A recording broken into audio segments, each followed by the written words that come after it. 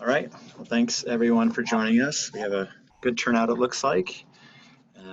My name is Steve, and welcome to our Community Wisdom Zoom call on wise friendships in Recovery Dharma.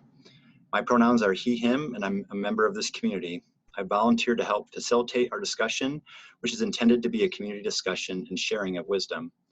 Marion and I will be calling on people and fielding questions and comments from the chat room. We do not have any particular authority in this meeting. Our role is to facilitate and organize the workshop. The format of this workshop is to begin with some open-ended questions we've pulled together and have members from the community take turns sharing their wisdom about any given question. Broadly, we've organized the questions into topic groups.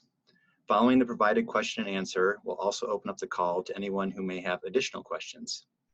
As mentioned, you may also use the chat feature at any time to ask questions or to share your wisdom, and we'll read aloud as time allows. For the sake of time, we're going to ask that everyone keep their comments under 2 minutes.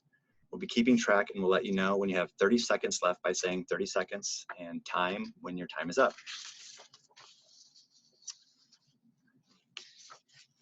We do anticipate some referencing of the Developing Wise Friendships in Recovery Dharma community document, which was shared in the chat at the beginning of this call. This was developed in the Recovery Dharma Wise Friendship Circle. The process for developing documents and literature in RD includes having a circle of Recovery Dharma members who develop the literature. It is then brought to the literature circle and inclusion circle for feedback. It is then brought to the community for review and feedback before being finalized, though all documents are living documents, including the book. We hope this document will benefit from this discussion and future discussions. Also, many participants in Recovery Dharma come from other recovery traditions, such as 12-step. As a result, one of the most common questions is, how do I find a sponsor or mentor? Recovery Dharma has adopted a wise friend or Dharma buddy terminology in recognition of the fact that we all have wisdom to share and to avoid reliance on hierarchical relationships. With that said, Recovery Dharma is community-led, so everyone is free to choose what type of wise friendship works best for them, including peer-to-peer, mentor or peer support guide, or none at all.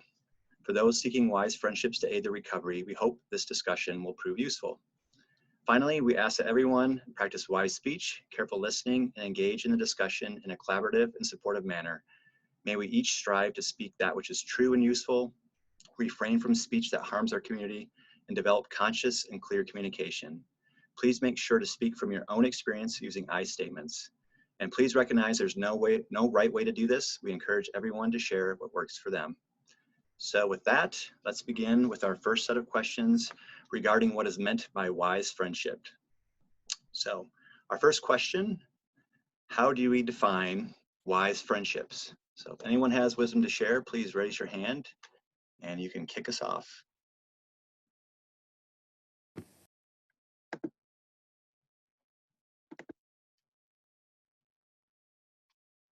Let's not everybody be shy.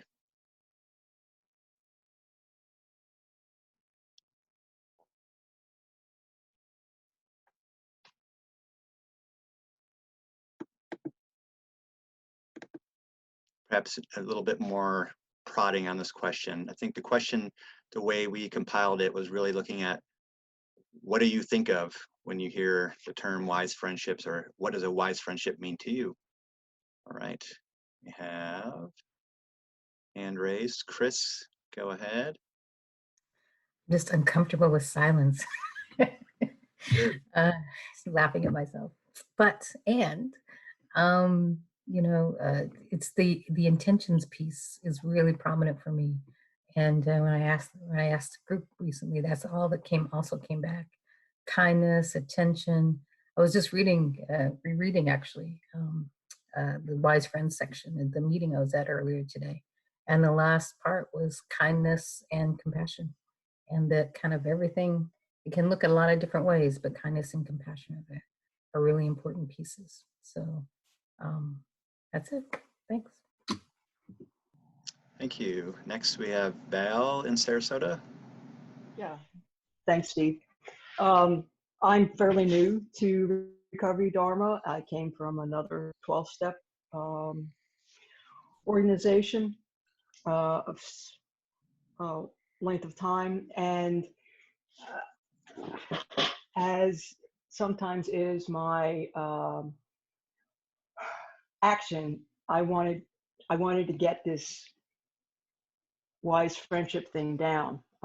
And what I found was taking it slow and listening to lots of different people, and participating online, because I was part of a local sangha, but RDO and what we've developed, has suited me, in my spiritual quest. So, you know, I ask a lot of questions, as other people will tell you, but I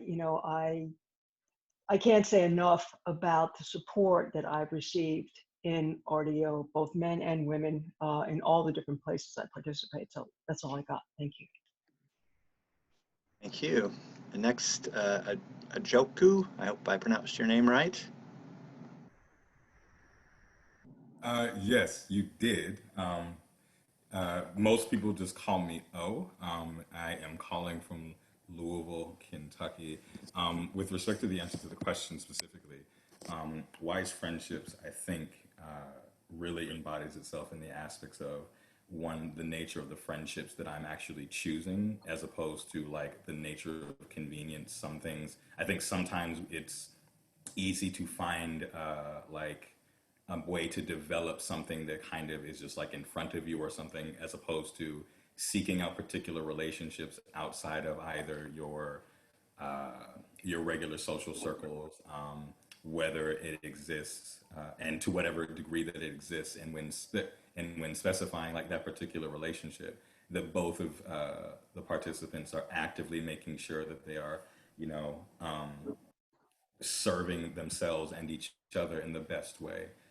So I say that to say, in with respect to people who have actually sought me out and asked for my position, you know, either from the standpoint of being a person of color, whether it be from being a male, whether it be being, you know, a gay person, and I'm just like, okay, well, with respect to what's being asked and the way that this relationship, or like where they're coming from, what it is that I can do best for them, isn't necessarily one-sided. I kind of feel a bit averse to the idea of like just giving people like answers to questions, as opposed to encouraging them to, like, you know, have a reference point and for them to seek out, you know, other answers and develop their understanding individually. Great, thank you for that. I think we'll take one more before we move to the Oh, next question. Oh, sorry, Claire. I had kind of, I just was going to read some from the chat. So Todd mentioned that, I don't know what KM is, so you might have to explain that, but I think of KM groups just because of the phrasing, a friendly relationship of mutual support and respect. And JL NYC, in a wise friendship, both parties can share and support each other in learning how to put the Four Noble Truths, Eightfold Path, and the inquiries into their lives and stay on the path of recovery. And for me, it's a mutually supportive, honest, authentic relationship that we challenge each other to be our best selves. Great. So we'll take one more of this question, and don't worry, there'll be plenty more opportunities to answer questions. So Ray, you're next with your hand up.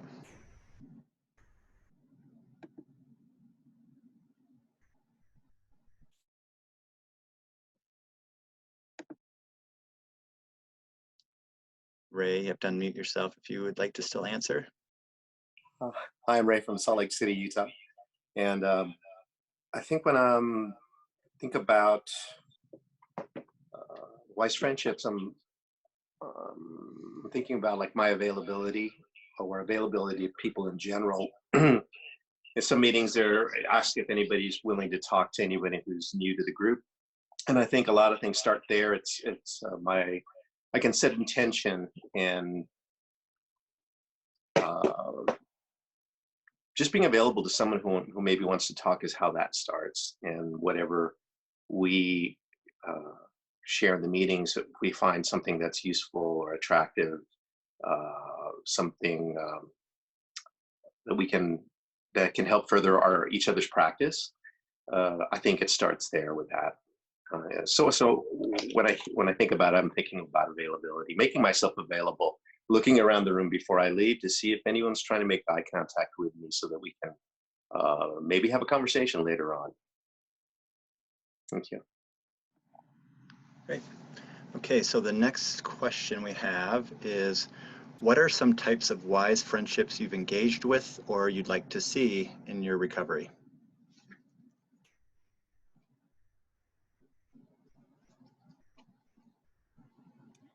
I'll go. So I have what I like to call wise mirrors, which are with the idea of we are reflections of each other, that we can see things in each other that maybe like I might be blind to something that I'm doing unconsciously or out of fear. And so I have people that I trust that I know are going to call me out on my BS, and that I can call them out on that. And so I call that wise mirroring, that we are reflecting to each other and providing that kind of authentic support.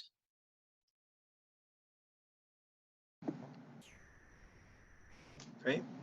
Anyone else?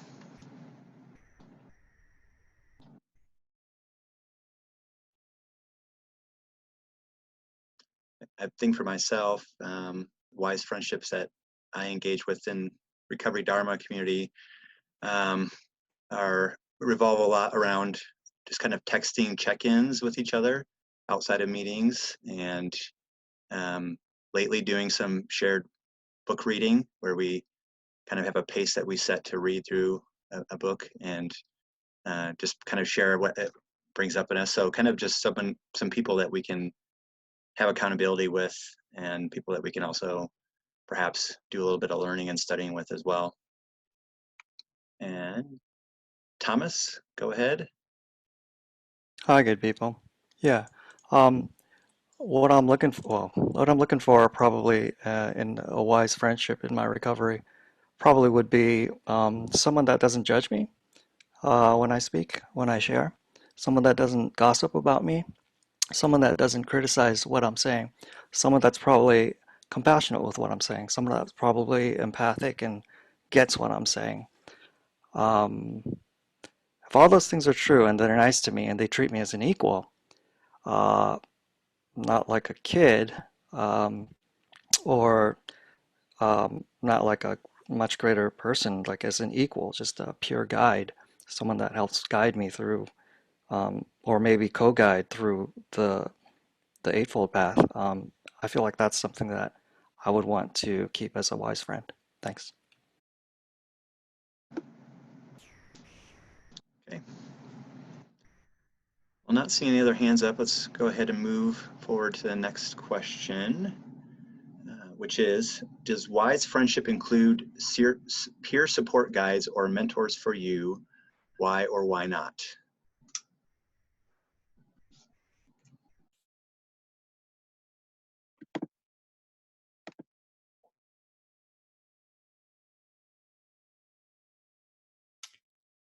So I'll read from the chat. So Chris was commenting that I have a wide variety of types of friends. Some are those I just check in with. Others are members of small affinity groups. For a couple of people, we meet individually weekly. And among those, some are more peer. Others have a mentor feel, since there's a wider gap in basic information about this particular path. So both, essentially.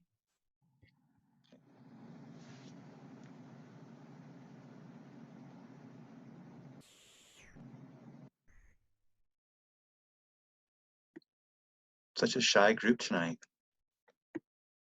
I mean, I can keep sharing, but I didn't want to.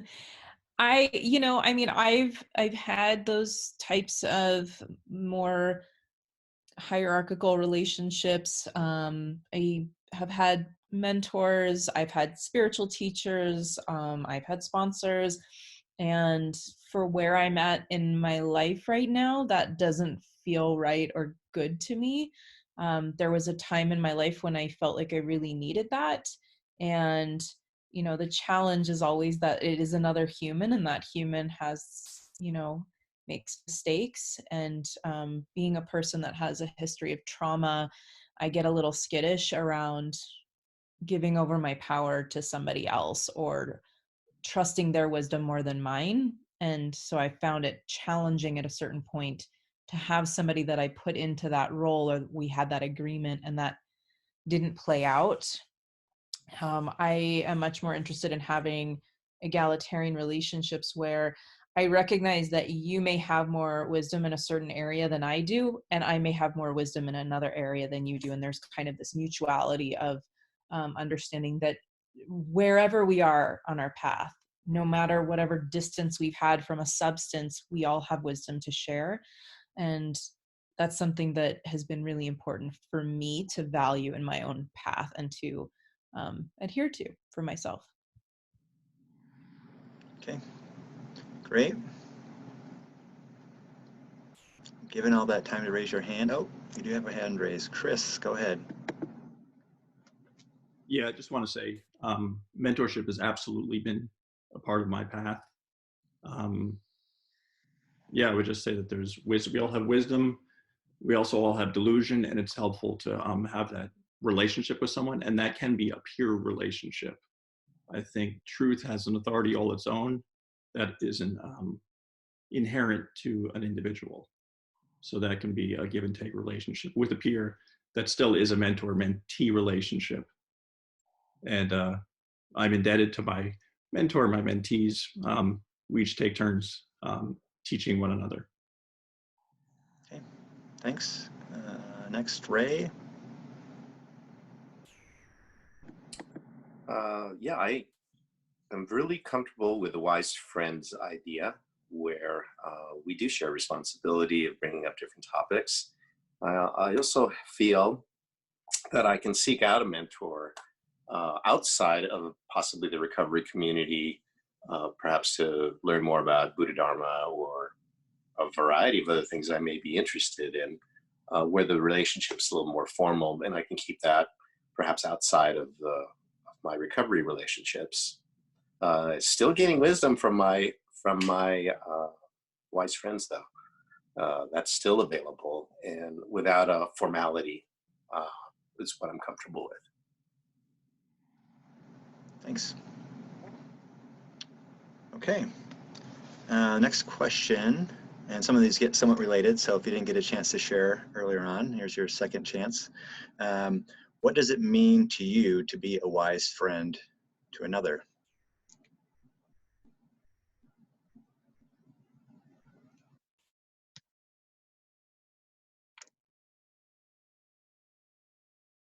Linda, go ahead.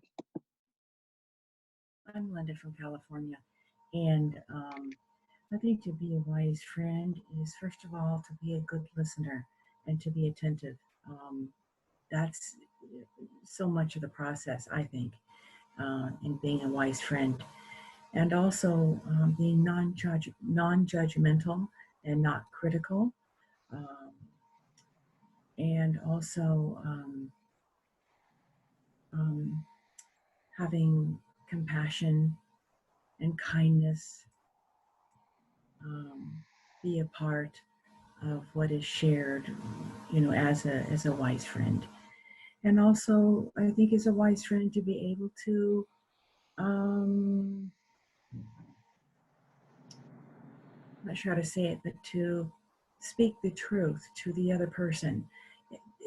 It may not be something they want to hear, but I think if it's said with compassion and loving kindness and from the heart, speaking the truth about what's going on, but I think mostly attention and compassion and kindness.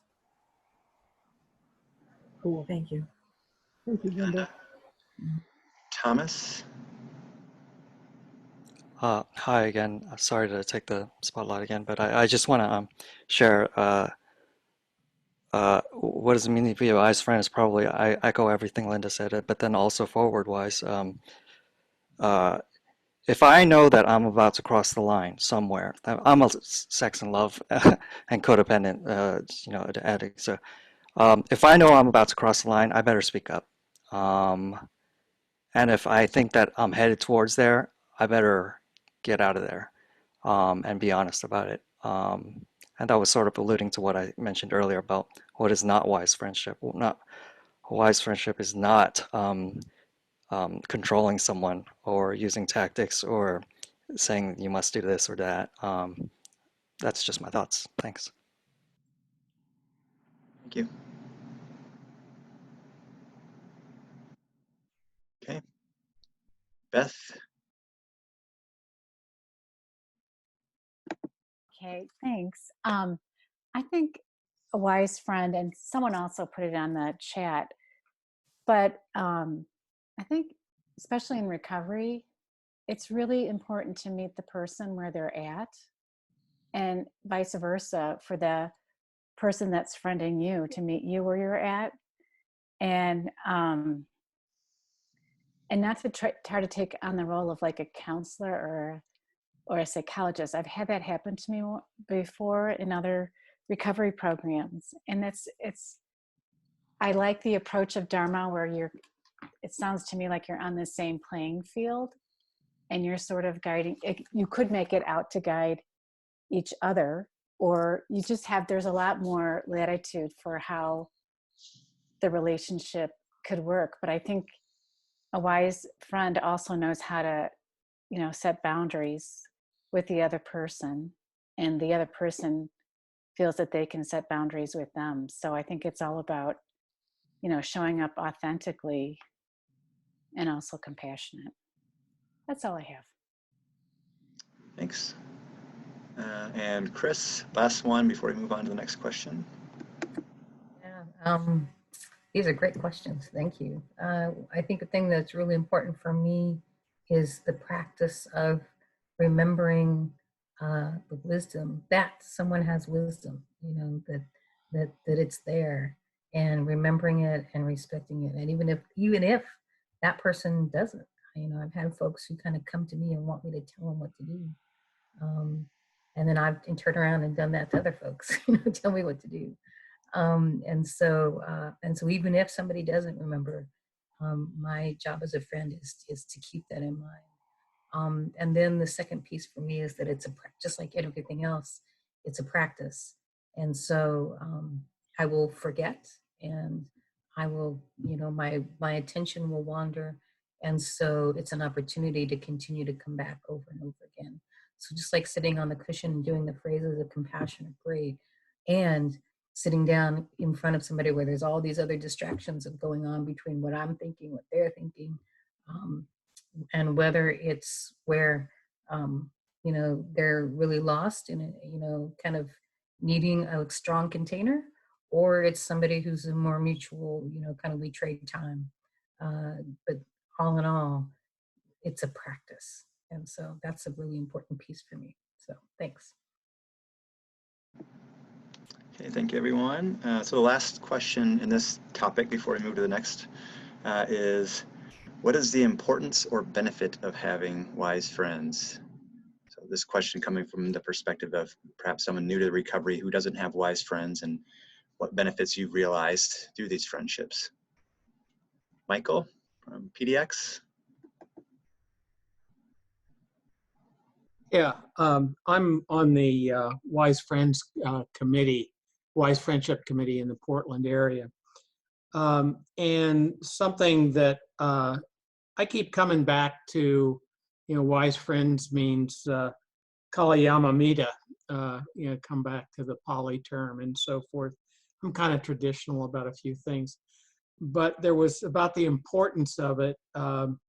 There's a Upada Sutta where Venerable Ananda went to the Buddha and he said, this is half of the holy life, Lord. Admirable friendship, admirable companionship, admirable camaraderie.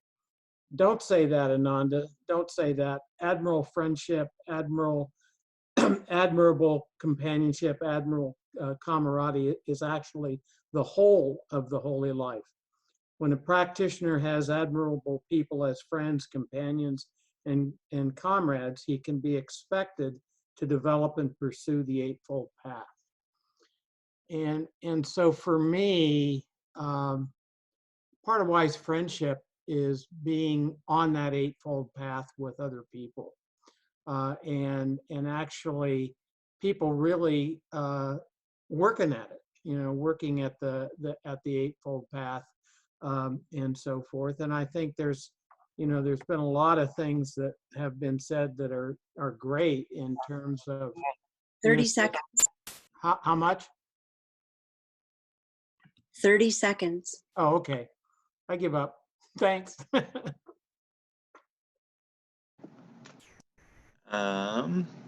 Keith and Joe.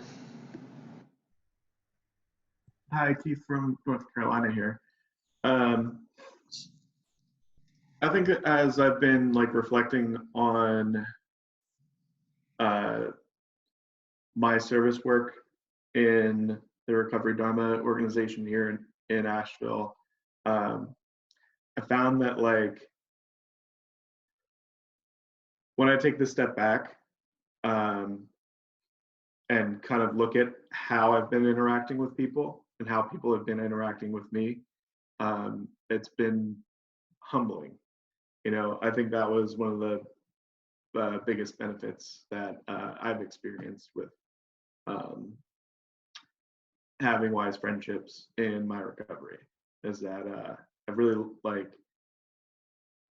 learned how to take a step back and just look at how we've all grown and where we've all come from, and that's been probably the biggest.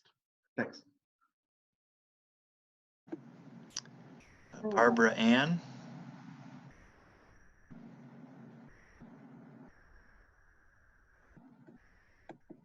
For this last question, is that my wise friends remind me that I am also worthy of loving kindness. And so often I forget that myself, but a true wise friend always kind of is there. And when I need to be reminded that it's okay and make me feel safe, a person would make me feel safe. So that's what I had to say. Thanks. Thanks. Marion, I think I saw your hand up. Yeah, hi, Marion. One of the benefits that I found with wise friendships is that it helps me be accountable to myself and the other person. So we're accountable to each other and moving forward with the practice. And then the other thing about a wise friend is that they help me see things differently than what I'm already seeing, what I already understand. And they can point things out to me that I might be able to do something differently. They can check my patterns of behavior. And so that is a benefit.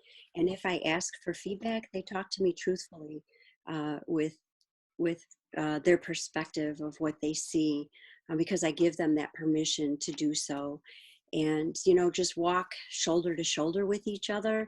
And it's a give and take. It's not, again, it's not the hierarchy of that relationship, but also to go through the inquiries. We do that a lot too. And, share more vulnerable and difficult things with a person that I can trust. So that's all I have. Thank you. Thanks.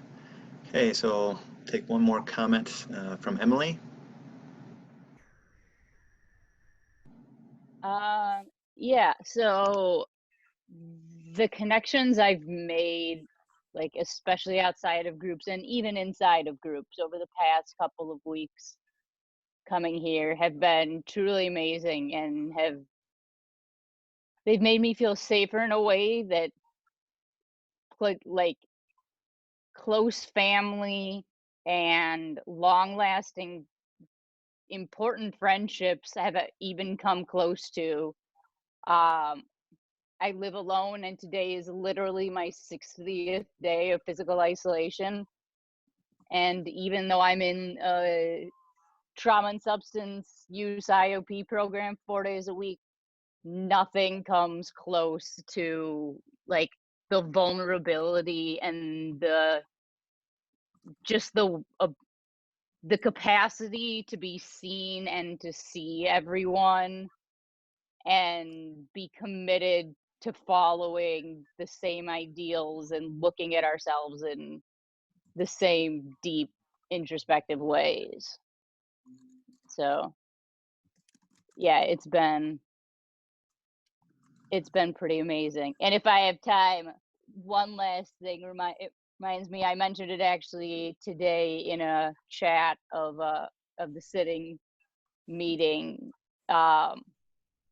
And it's Brene Brown's definition of spirituality that I feel is so representative in those connections here. And for her, it's spirituality is recognizing and celebrating that we are all inextricably connected to each other by a power greater than all of us, and that our connections to that power and to one another and one another is grounded in love and compassion. And I am so grateful for all the love and compassion that I get on a very frequent basis here. Thank you. Okay, so the next group of questions is related to how do I get started with wise friendships? So the first question here, the very basic one, how do I find a wise friend? Not me in particular, but anyone?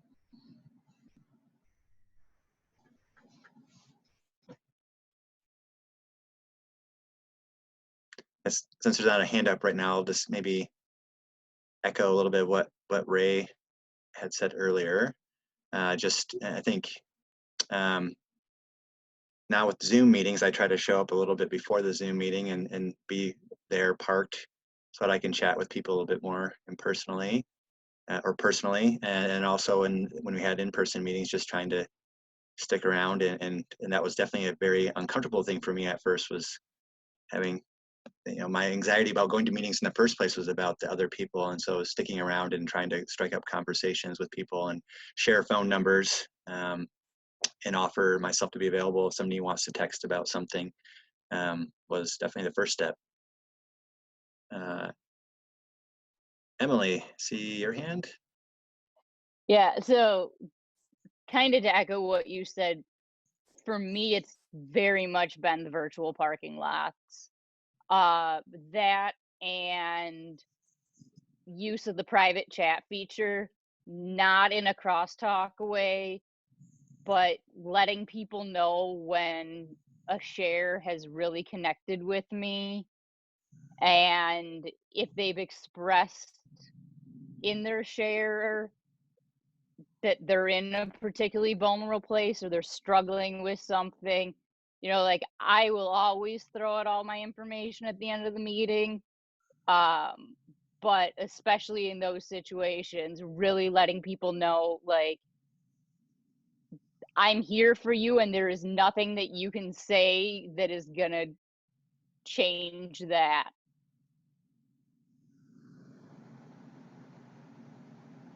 Great. I think this is JLNYC. Hey, I was just gonna make the comment that the reason I'm here is because in New York City, we're sort of working on all this too, and how to define wise friends and whatever's going on here. And one of the things we've been talking about is, because here, I don't know how you guys do it, and because it's all virtual, this is maybe more for when we go back in person, but even now, instead of saying at the end of the meeting, who's willing to be a wise friend, whatever version we say, to say, is anyone looking for a wise friend? And so those, it's so hard. I mean, I know for me, it was impossible to go up to people. It just, I can't do it, and I know a lot of people are scared to do that. So if we can see them, just kind of go like this, I think it's a greater way to reach people personally. So that's something we're talking about here. I just want to share that. Thank you. Thanks. Dave in Minnesota. Hello, I think I'm unmuted. Can everyone hear me? Awesome. I think a lot of what JL said, it's this is hard for a lot of people and takes a certain amount of, I guess, vulnerability to say, hey, I want to talk to someone, or even to accept an invite. And I had one experience, and I've been started with RR and then an RD since last August, so fairly new to the whole recovery thing. And I was over at the meditation center where they were having a 12-step class, and mindfulness in the 12 steps kind of thing. So it wasn't specifically a recovery group, but a class that they offered. And at the end, the woman says, does anyone go out for coffee? I need to be with someone. I'm afraid I'm going to go gamble, which was her addiction. And it was like, no one was raising their hand. And that was my first meeting. I go, I'll go.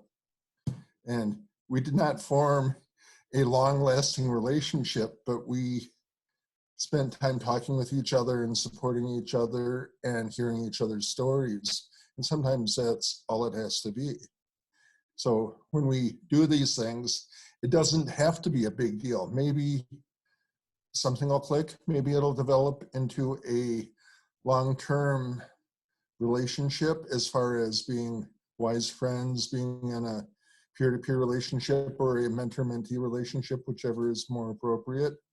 But it doesn't have to be a big deal. So I just encourage people to go ahead and raise their hand to say, hey, I'd like to talk to someone. Thanks. And I'm done. Critter, go ahead. There was a question in the chat, and it was, do your wise friends know they are wise friends? Is it a discussion you have with them to establish this relationship? And this is from somebody who's new. I can only speak for myself. My answer is sometimes. So I definitely have people within Recovery Dharma, and this will address like the how did I make wise friends, which some of it has already been spoken about. Like I would hang out after meetings. One of my local meetings when we were still meeting in person was we always made an announcement at the end. Anyone who wants to continue hanging out, we're going to Whole Foods. And they like to knit and chat. Knit and chat. That's a specific Berkeley thing. I've also got involved by volunteering for different things. So, I started out facilitating meetings or greeting or whatever role just to get involved, going to the business meetings. And along the way, you just start to recognize that I had relationships with people where we would have those conversations where I could check in and say, hey, this feels really off base to me. Like, am I, way out of line? I'm not really sure what to do here. How do I act in a wise way? Or I'm really struggling with this. And we just started calling each other wise friends. So, and then there's other people that we don't use that terminology, but we are, and it doesn't really matter to me whether they know it or I know it. It just is.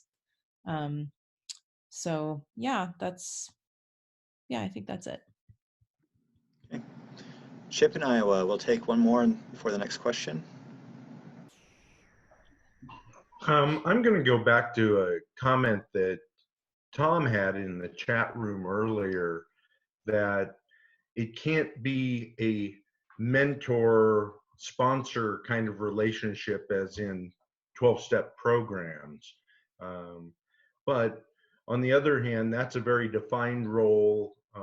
You pretty much know you can define a sponsor pretty easily.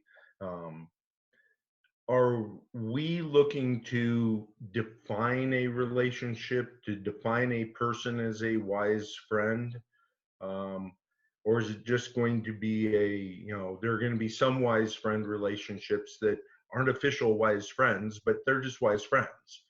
And it seems like we're kind of like poking at whether we're going to do something official or define this relationship. I thought it was interesting. Portland actually has a whole committee on wise friends.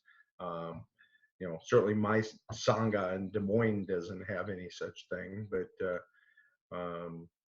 It seems like there seems to be a question of whether we're trying to define this relationship. And I guess it should start with, do we need to, and should there be an official description of what a wise friend is? That's my thoughts. Thank you. Okay, thanks. Perhaps we can revisit that question if we have time at the end. I don't think there's a straightforward answer right this minute to provide, but it's something I think everybody's working towards. So the next question is, what are some things I should be aware of or look for when seeking support?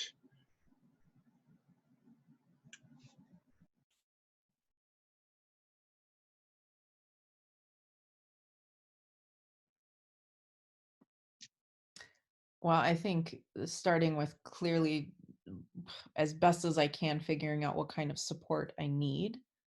Am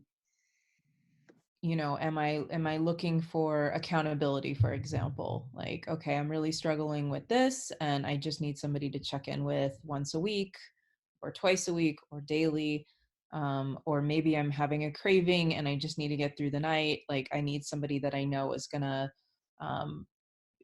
give me some tools or listen to me or just offer me support, so that I don't pick up. Or maybe I'm in the middle of chaos and drama in my life and I need to help finding a way through and I need some reflection. And so, yeah, figuring out like, what is it that I need and how do I ask for it?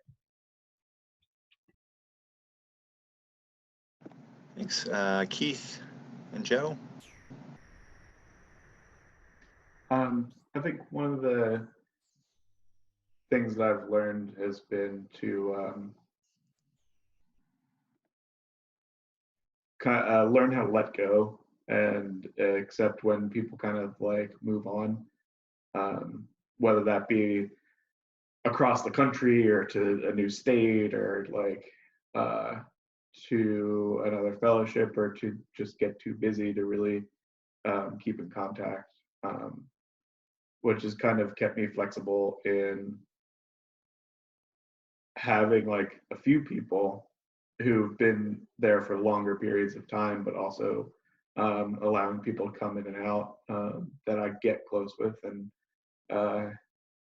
if eventually they or I even end up like moving on, just knowing that that's a possibility of something that can happen.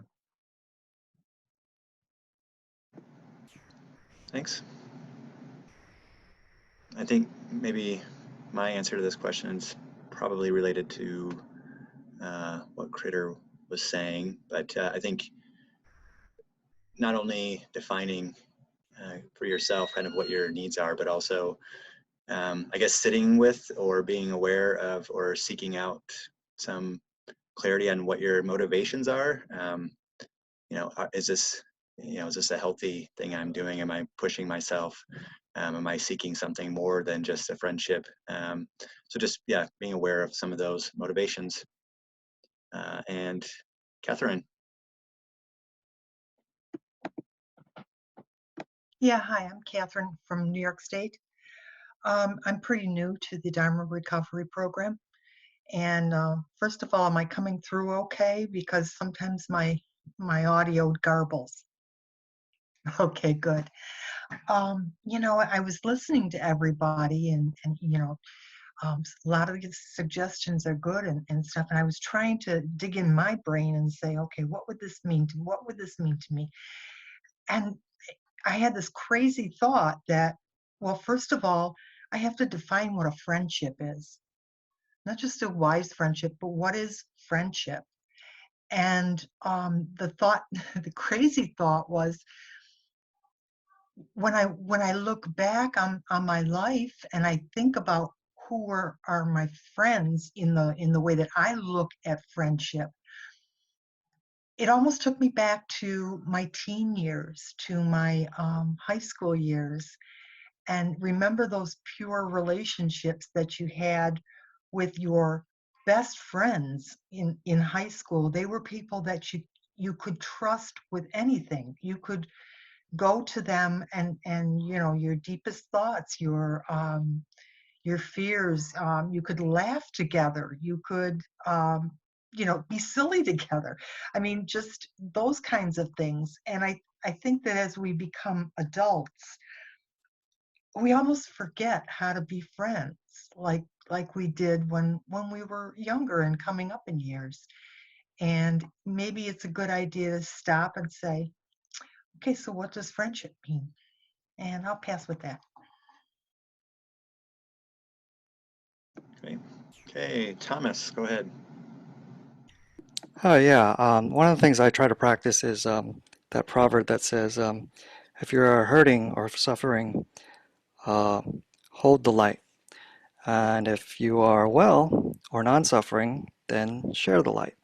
And so if people are like in the VPL sharing their numbers, these are people that are sharing the light. They're available and they want to help. And I think availability is super duper important. I've seen friendships, wise friendships, I guess you would call them, that kind of fall apart because unavailability, life happens. You get married, have kids, and just overwhelmed. So it's really crucial that if someone's available, uh, try to talk to them, I think. Thanks. Great. Okay, so the next two questions are related to kind of more of a mentor role or peer support guide. Where do I find a mentor or peer support guide? And do I need a mentor?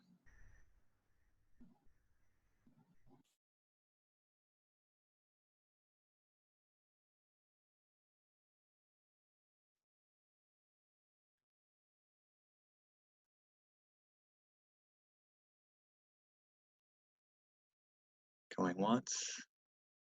Chris Johnson, go ahead. Hey, thanks. I would just say, speaking from our meeting, we do have at the end during the announcements, asking if anybody would like to speak to a newcomer about mentorship. And that gives them, you know, just a way to introduce possible mentor-mentee relationship. I do want to point out too, we also go into a lot of treatment centers. There's one that we were going into, we had to suspend. We're now in the process of moving that to an online format.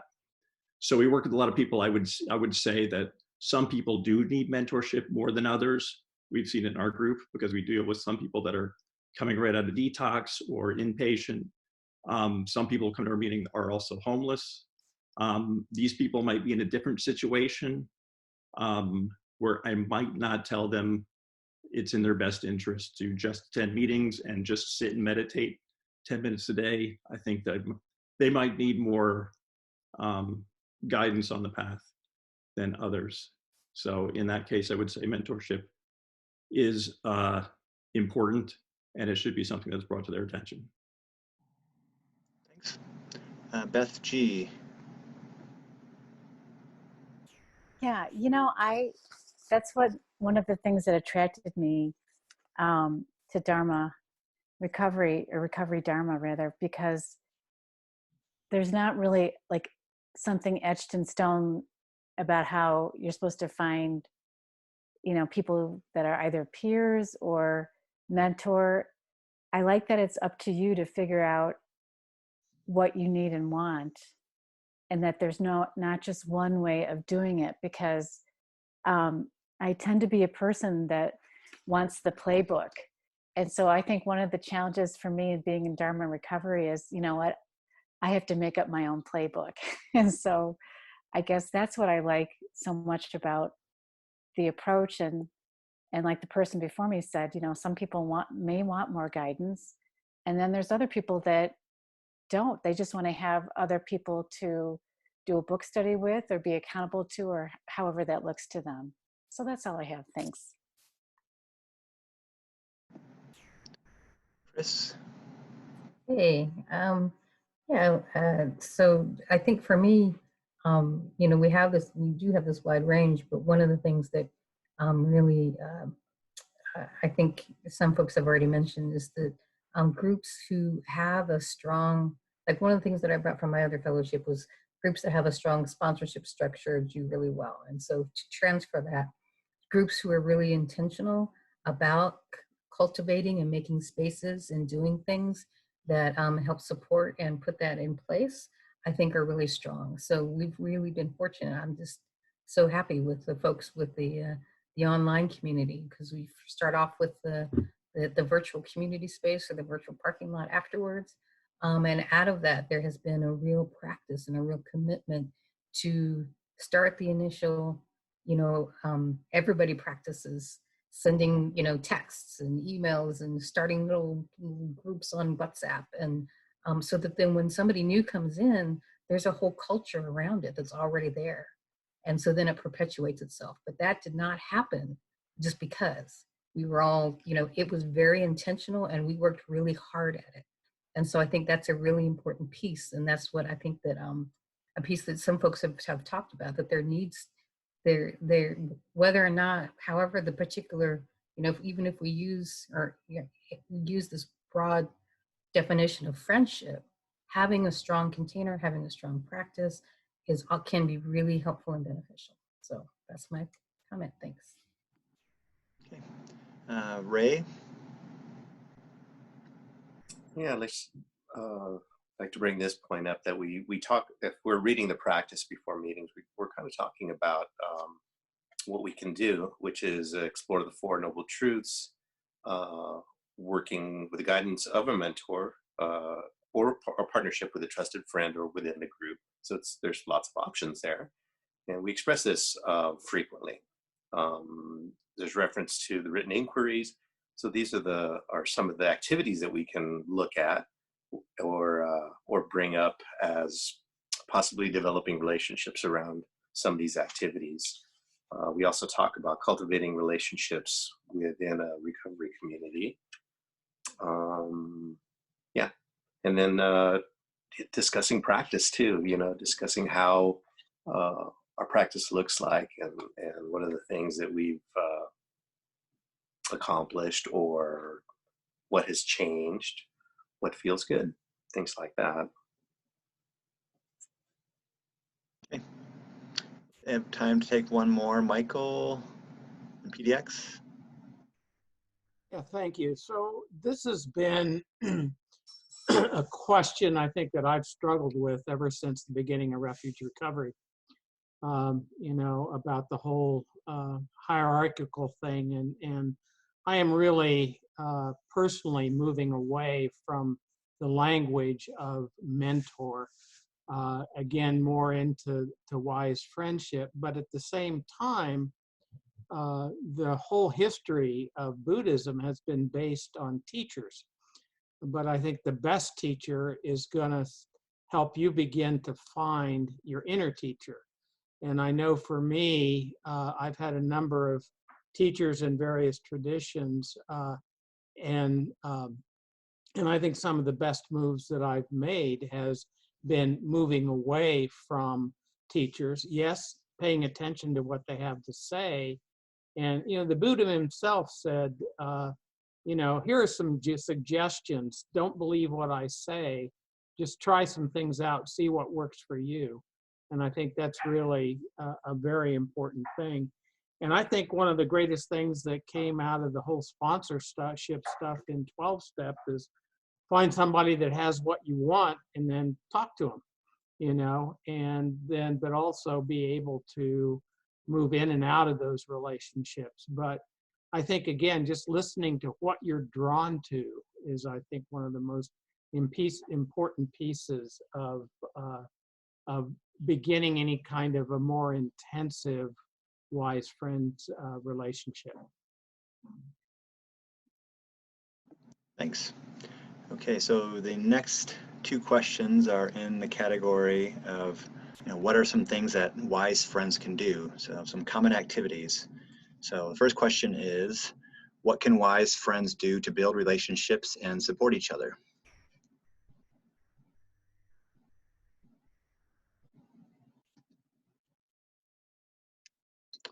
I shared some of these, I think, in answer to another question for myself. It's kind of daily text check-ins with wise friends about, whether we sat today, whether we're reading a particular book, or if there's some crisis going on, or also doing some shared book reading and email kind of sharing about the book.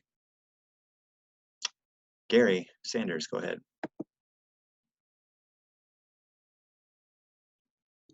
I guess I need to unmute myself. Hey, you know, I got to say I'm a little confused here. I missed the first half hour I was teaching, and you know, I'm here because I saw the email that presented the, I guess the whatever the wise friendship document that's proposed. And then I get on here and I don't know what these questions are in relation to that document. I thought this was supposed to be in reference to that specifically. So am I missing something here? No, not specifically. The document was shared as a background piece that's been developed, and then these are questions that may help inform that document in the future, or any future guidance that comes out on wise friendships. These are questions these are the commonly asked questions on the Facebook page that are emailed to the Recovery Dharma community, wisdom, wise friendships, and circles. So this is just basically a community wisdom sharing from anyone who wants to share on the most frequently asked questions. Okay. There's very little participation so far. Not a lot of wisdom shared. So what was the question again on this particular one that's brought up? So we're on basically ways that people can develop their wise friendships and common activities that friends can share in. So for example, we were talking about daily text check-ins or sharing book reading. So ways that wise friends can build their relationship. Yeah, well, I think one of the best things you can do personally is to model what a good person in recovery, what a good person that has a Buddhist practice, what a wise friend is like. You know, rather than trying really hard, like actually living it, you know, being an example of it, right? I'm still a little confused here. Do people really have a hard time figuring out how to make friends? I don't know. All right. Not necessarily. This is just a place for everyone in the community to be able to share their wisdom regarding the question, so this can be condensed down into guidance for others that perhaps are new on the path of finding friendships and developing their friendships. So Thomas, next you have your hand up. Yeah, thank you. Generally, I'm just going to build off of what you said, Steve, and as Michael as well. The one being the teacher, two being the reaching out and checking in regularly, and then also being the role model. What I try to do, and I'm not wise by any means, no, but what I try to do is I simply I'll use like WhatsApp, and I'll create WhatsApp groups for certain people and like make certain things for people and set them up, but make sure that essentially I'll just leave a voice message memo that you can do on WhatsApp, and you can do it on Facebook or other means, but leave a voice thing, show them to check in, how I do it, let them know that it's okay to be able to share. And I do this with many, many, many people that are new to recovery, just so that they get an idea that it's okay to share and talk about these things. And most people don't see this because it's behind the scenes. But this is what I do in order to grow the community. And I think each individual one of us, without having learned from the Buddha, we wouldn't have this practice here. Without us becoming the teacher, we wouldn't be able to flower the next pupil that becomes the teacher. That's my aspect of it. Thanks. Okay, Critter. Yeah, I mean, so just to recap the question, what can wise friends do to build relationships and support each other? I mean, I know for myself, like depending on where I was in my process of recovery, it has been hard to build relationships at times, to build friendships, and other times it was easier. When I'm in a better mood, it's easier. When I'm struggling, it's harder. And so I think for me, building up like a tool belt, so to speak, of ways that I can connect with people that just kind of takes into account the different ways that I might be at any given moment. For example, let's say that we're in a pandemic and we can't have close contact with people, and life is really stressful right now. For me, it is. And so getting creative about how can I connect. And what I'm doing right now is I'm seizing those moments when I feel like I don't want to isolate, and kind of having a list of people that I know I can call, that it's not going to be work for me to talk with them, or texting or Zooming. But I think trying to make sure that I have contact with people that I care about and that I want in my life, and also learning to let go of the relationships that don't feel supportive, or at least putting them on pause. Because I think both are important, building relationships and also recognizing when a relationship doesn't feel supportive anymore, and either like putting it on hold or aside or letting it go has been really helpful to me. Yeah, and joining in on meetings when I can in the virtual parking lot, and connecting with people when they reach out and seeing how it goes. Thanks. Okay, we'll take one more from Jenna before we move to the next question. Hi, I'm Jenna calling from New York. I have to say something about the last few minutes. I've been sober a long time, and I, at almost 31 years sober, still am sometimes intimidated creating relationships in recovery groups. And we're in a pandemic, and I'm almost 49 years old, and I'm new to Zoom. I'm relatively new to Recovery Dharma. I only started last July. And so I just want to put out there that no feelings are wrong. And some of this stuff can be really confusing and intimidating. And sometimes it's just hard not to use, or not to act out, or not to feel sorry for yourself, or to get your head to stop. And I just, for me, there's so many ways for me to kind of learn to reach out to people. And sometimes it's just listening, but sometimes it's texting. There are WhatsApp groups. The internet is fantastic. There's Facebook, obviously, but there's all these different ways, and there's no wrong way to do it. But the main thing is that we connect, because the isolation and the shame that goes along with our using can really, really be incredibly powerful in a negative way. So yeah, maybe sometimes I have problems making friends, but I'm okay with that. And I'm really glad that you're all here right now. And I hope that I can be here for you too. And I'm in the chat, I'm on the WhatsApp, I'm in Facebook. Like, you can get to me any way you need to. And that's how I was taught, that we help one another and we don't shame one another. So thank you for being here tonight. Thank you. So our next question is, what are the inquiries, and do people think that the inquiries are necessary as a practice to be worked in wise friendship?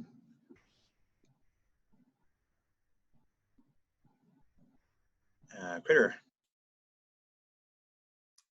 Well, the first part, I have worked through the inquiries, and in fact, that was one of the ways that I made wise friends, was attending an inquiry circle that met before my regular meeting, and it was just a really sweet small group where we went through the inquiries. We had a little bit of meditation. We picked a question, and then we had silent time where we wrote, and then at the end we had the opportunity to share if we wanted to, and that was really sweet.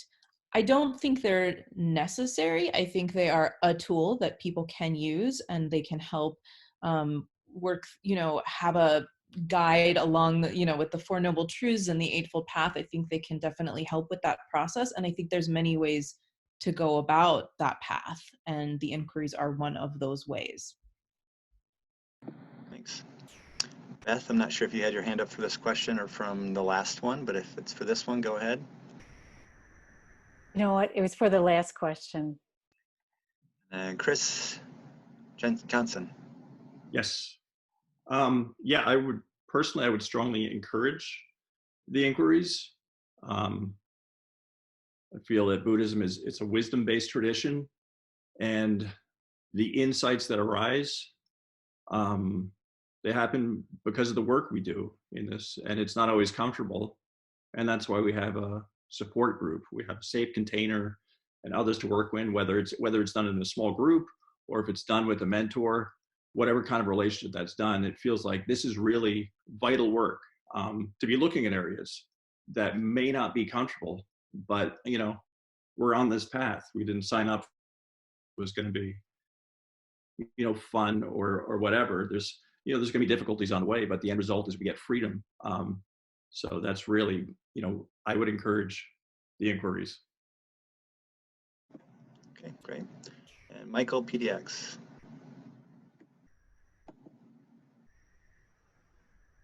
Yeah, I think one of the first things I would say about the inquiries is I don't think it's necessarily the first thing to be working with somebody with. And I think, again, it has to do with what are people needing right then, and that kind of in-depth stuff may not exactly be what is best. I have to say that I've not found the Recovery Dharma inquiry questions. I would like to see some of them changed.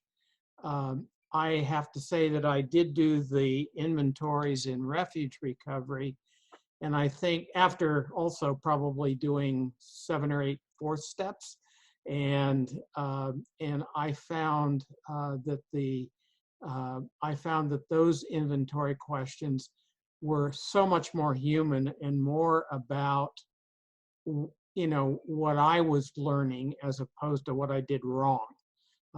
And I think and I know that the Recovery Dharma ones go along with that, and a lot of people have found them very helpful.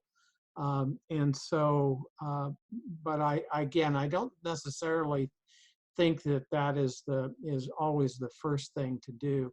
I know one of the people that asked me to mentor them, we've been working through some questions that are in a book on the hindrances by Gil Fronsdale called Unhindered. And that has been very helpful. I think there are some other questions in other books as well that can be great. So anyway, thank you. Thanks. And Chris? I just want to say that, yeah, I think that one of the things that I would really love to see, and that's why we put it onto the RD Friends Act page, is a whole set of preliminary kind of questions that are more about eliciting strengths, recognizing what our strengths are, so that then when we get to the questions about, what's been difficult, then we've got some framework and some container around us that helps us do that. Michael and PDX, I want to say this out loud right now. Let's connect, because I would really love to develop more questions. Okay, so just noticing we're getting. Could I jump in? I can't raise my hand because I'm a co-host. Oh, sure. Yeah. So I just wanted to just say a couple things. I think the questions are really good. Whatever questions you want to use that you think are useful together. I had good results with the old RR questions. I think the RD questions are also really useful if you give them the time. The thing I want to emphasize is that the wise friend thing is kind of vague and it's kind of really open. And the way I see it is as a kind of contract between two people where the contract is to hold each other accountable. And so the questions are a good example of an activity you can do together and use the relationship to hold each other accountable. So not every wise friendship has to be, we're going to read each other our questions as if it was sort of sponsor doing the inventories in AA kind of set up in 12 steps. But it could be. And there's a lot of value to like having someone hear it and then, oh, you didn't do it yet? Okay, well, we're going to meet. We're having a meeting every week and that's our agreement and we're going to do that. So if it's we're just going to meet every week and have a meditation, or we're just going to make sure that we go to that meeting, we're both going to go, and then we're going to have a little one-on-one afterwards. Whatever that is, I think that's the really useful thing. And I'm sort of jumping questions a little bit with this answer, but that the inventory questions can be a good framework, the same way that working the steps together is a framework in a lot of other programs. But you could also just get together and talk about one of the Eightfold Path each meeting and work on those together and just to jam on it, you know. But whatever it is, you make a plan and you follow through on it, and you give each other some structure if you want, you know. Or it can also be just a really vague thing where you just are friends and you talk to each other. But I think my answer to that question that came up, like what are we even talking about, it's kind of that loose framework that lets people create structure by agreeing together, whether one person has more experience or they're totally equal. There you go. Thank you. Thanks. See your hand, Thomas, but I'm going to move to the next question for the sake of time. Got a few about boundaries that I want to make sure we get to before we wrap up. So the next topic group is boundaries and wise friendship. 3 questions here. The first one is, how do I offer support in a way that is wise, safe, and respectful?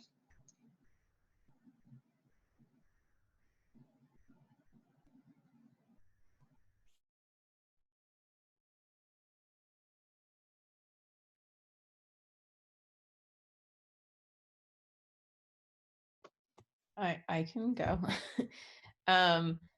So for me, if I'm offering support to someone, I'm sharing from my own experience that I'm really doing my best to not tell someone else what to do or what I think that they should do, but to say, this is what has worked for me. This is what I found helpful.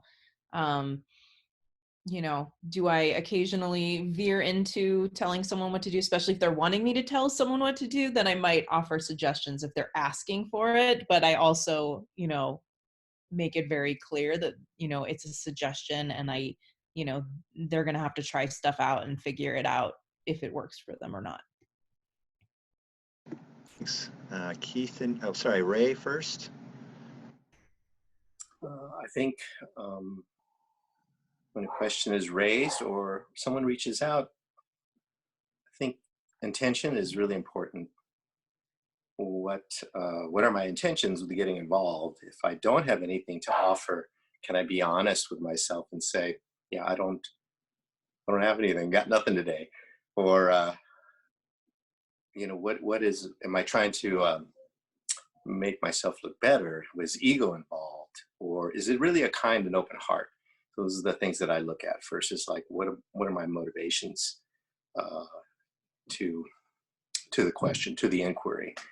And I think that for me that's a big critical part for me. And I think the practice guides me in that direction, and having being able to have that honesty and hopefully a good self-appraisal of where I'm at in my own recovery.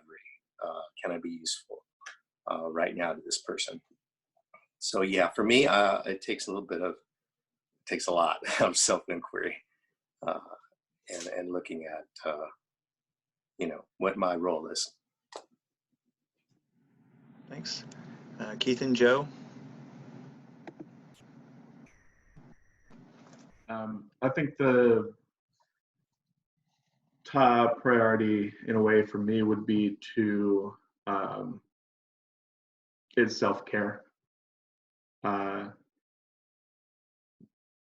Self-care and then listening, you know, because if I'm not taking care of myself, I'm not going to be able to be of any type of support. You know, if I'm not calm, I'm not actually going to be able to listen, and not listening to somebody could end up harming them pretty good. So I feel like my top 2 would be self-care and listening as far as giving support to someone. Thanks. All right. Not seeing any hands. The next question is, what are some of the potential problems or issues that have arisen in your wise friend relationships, and how have you dealt with them?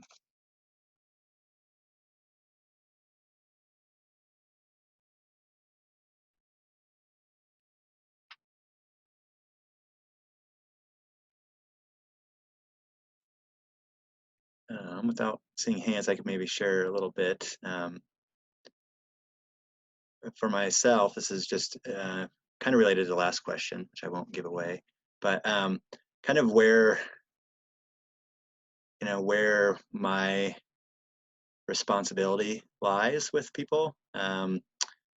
I tend to be a person who wants to fix things, help things, logic people through problems, and so knowing when I'm trying to do that, or if I'm trying to make myself responsible for somebody else's behavior, which I know that I'm not from some of our practices and meditations. So yeah, just being aware of that. Keith and Joe, go ahead. Hey, I'm Joe in Asheville, North Carolina. I'm not sure if this is what the question is getting at, but something that's definitely come up for me when I started coming around to refuge recovery. I was right out of treatment and definitely was kind of brought up first in the 12-step hierarchical model. And over time, I think I've learned through the practice and through meditation to listen to my voice and be able to identify my own needs and not necessarily be looking for someone to just tell me what to do as much. But early on, I really struggled. I asked a couple of people to be my mentor, and there wasn't really anyone in our community who was available in that way. And so I continue to really struggle with kind of this balance. On the one hand, I think it's really wonderful that we as a community are sensitive to treating one another as equals and not creating hierarchical relationships and understanding that everyone has wisdom to bring. But sometimes as a newcomer, I have been hungry and not necessarily found people to connect with who were like presenting themselves. And now that I've got a little more time under my belt, I struggle with knowing how to present my availability to newcomers and be helpful. So I'm definitely open if anyone wants to connect on that after this. I have one too. It was a raised hand for both of us. Is that okay? Go ahead. Okay. I think my main issue is the effort and energy that I put into any recovery relationship. I think kind of taking back to the thing I said earlier about people moving away or just kind of falling off, a lot of that has to do with me and my ability and the energy that I put into reaching out and being there for them. So that is certainly something I've been working on that I've noticed in my own wise friend relationships, the energy I put in. Thank you. Thanks. And I'll double dip. And I think it was kind of spoken about earlier, but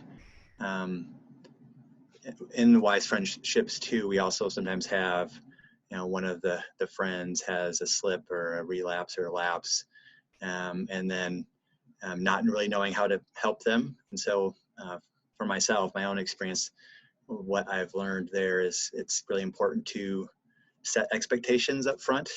So the first, if you're going to have a somewhat formal wise friendship, my suggestion would be to sit down with that person and spell out what your expectations are as far as accountability. Does this person have a safety net that you're supposed to contact if you know that they've had a slip or relapse? And so just, establishing kind of what your schedule of checking in is and what you expect from each other, so that if this happens in the wise friendship relationship, you're not caught kind of wondering, what's my move here? What is this person expecting from me?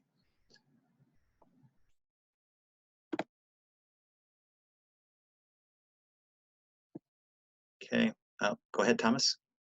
Yeah, thank you. I think it's important to, when we,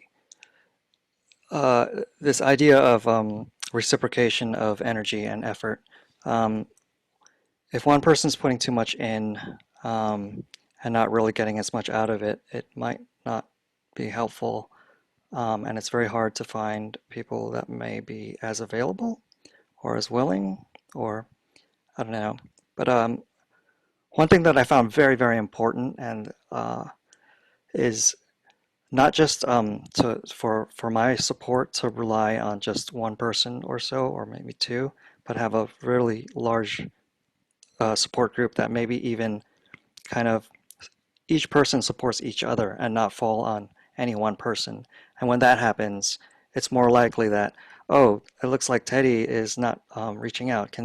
It feels like we should reach out to them. Let's someone reach out to them, and then like that, and then kind of it's really important to not to be able to diversify and have many points of kind of safety, I guess.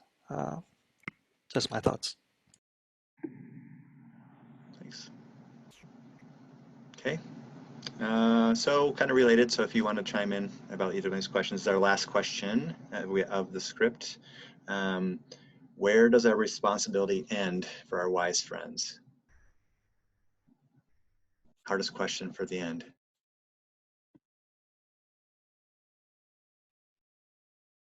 Go ahead, Critter. So I think many of you are probably familiar with the spoon metaphor analogy. I'm going to get that messed up, but basically that, at any given moment we have a certain amount of energy. We call that, I have this many spoons. And each thing that I do can cost a certain number of spoons. For example, if I got a call from my mom right now, I would lose all my spoons for the day. That would be it. I'd probably be in depleted spoon zone. I'd be in spoon deficit. However, if I get a call from my friend Ryan, I might increase how many spoons I have. It might actually feed me and give me energy. And so to me, that's where the responsibility is do I have the spoons for this right now? Or how many spoons do I have? I have certain friends that I know it's going to cost me a lot of spoons to have a conversation with them. And so maybe I have a little bit of energy and I keep it to, okay, I only have 30 minutes. And then at that point, I can't talk anymore. Or I can talk about this one thing. Like, for example, with my dad, we don't talk about politics. I don't ever have spoons to talk about politics with my dad. And so that's a boundary, which kind of ties into the boundary thing. But so to me, that's where my responsibility ends, is if I don't have the spoons to deal with it or to address it, or it's outside of something that I have experience with. And it's just like, I don't know how to deal with that. I think that you should talk to somebody else and maybe try to help get them connected to that person. Chris, go ahead. All of what has already been said, and the equanimity practice that we have with those phrases is so helpful for me to cultivate a deepening my understanding. Because it's in some ways I have one answer in my head, and yet the more I lean into and cultivate this practice, the deeper my understanding is in order to answer that question in a deeper way. So my response isn't necessarily a specific thing, but a practice in order to help discern that a little bit better in my life. Thanks. JL NYC. Yeah, I was just going to say briefly, I was trying to think of a equivalent phrase that would apply to this path. And there's a saying in AA, which I'm not in, but I was for many, many years, which is carry the message, not the alcoholic. And, I think that's kind of a great expression, which is you can only share your, the information or what you have to offer somebody of yourself. You can't carry them, through to recovery. I don't know what a good equivalent. I'm going to sit on that and see if I can come up with something good. But like, I think that that's the bottom line, is like, you show up for people. I show up for people when I'm empty sometimes. And sometimes that actually gives me something, because I needed to get out, feed my soul with being kind or listening or whatever. And so, it's hard to define that as a group, because we're all different, and different things give us something or take something from us, like the spoons you were saying, which I thought was pretty cool. So yeah, that's my 4 cents, 4.5 cents. Thanks. Well, seeing that it's 6 after, we can wrap it up there. We do have the questions and comments that were gathered in the chat, as well as the recording that we're making now. So if you have additional questions or wisdom to share, you can also contact us at rdcommunitywisdom@gmail.com. You should be able to find that email address on the website as well, the recoverydharma.org website. We also encourage you to go to the survey, which I don't know if it's provided in the invitation. I think it is, a link to the survey, to vote on future topics for these monthly calls that we do. So if you've got something you think that would benefit from community wisdom sharing and questions, feel free to take that survey. Finally, the recording of this call will be posted to the website, and we hope to have a frequently asked questions page published shortly after that incorporates the wisdom shared here today. Please check out the YouTube account, the Recovery Dharma YouTube channel, where previous calls, as well as many guided meditations, have been uploaded. And that's at youtube.com/Recovery Dharma. And that is all we have. And thank you all for your participation and wisdom.